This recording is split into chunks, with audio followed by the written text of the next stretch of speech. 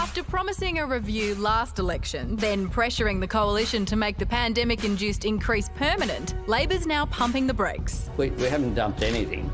What we've said is we don't have a plan to increase the Jobseeker allowance in our first budget.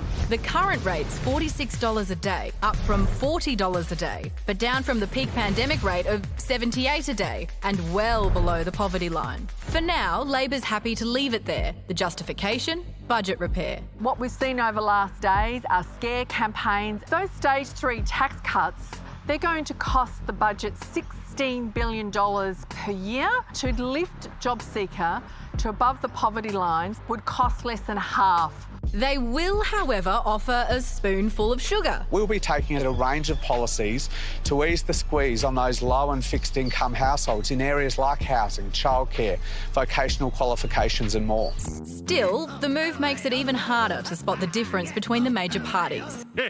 Good one, Elbow. Really a missed opportunity for Labor to actually differentiate themselves, so I'm not sure why they're not doing that. It's not very fair that anyone should be living below that line. Just working together to completely screw us over. Isn't that what we've just seen the last 2 years? Meanwhile, the PM's hatched a cunning plan. Don't raise the rate, just send all the job seekers to the job factory. I'm keen to have a look inside.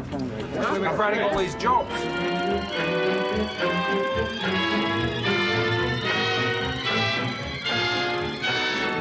You want to know how I balance a budget? You get people off welfare, where they're actually receiving benefits, and you turn them into workers, where they pay taxes. People on Jobseeker, particularly people who've been long-term unemployed, are desperate to get to the front of the queue. But on any day, you've got to at least keep that roof over your head and pay for your food whilst you're doing everything you can to get your hands on that job. On both sides, the sentiment seems clear. Giving job seekers a fighting chance does not win you an election. How can you avoid the inflationary pressures? They're everywhere, so everyone in the street's talking about it. The first politician to talk about it will probably get a head start on the other one. It's not enough to live on, especially being someone that was on Jobkeeper during the lockdowns. If either party raised them, I'd be 50-50 tossing up which party to vote for. It's really interesting that we've ended up in this position that we've been in now for, 25 years, because, remember all those lines out the front of Centrelink that day in the pandemic, yes, where the and we just, it was suddenly 1 million people or 2 million people out of work. And I just remember sitting on this desk, we're having this conversation, will that change the way we see welfare? In other words, will we start to see ourselves in the people who receive this? And what's the early indication? Well, there's your answer, isn't it? Yeah. I mean, clearly no one thinks they can win an election by taking this, despite the fact that there is huge support. Business supports this. John Howard, who was the last person to freeze it, has said it probably should go up.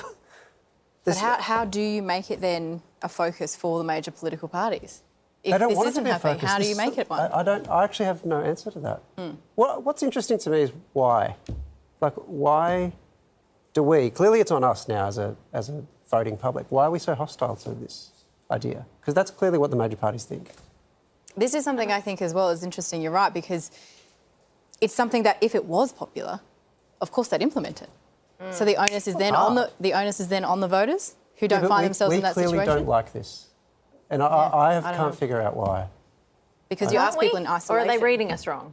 I can't believe they are.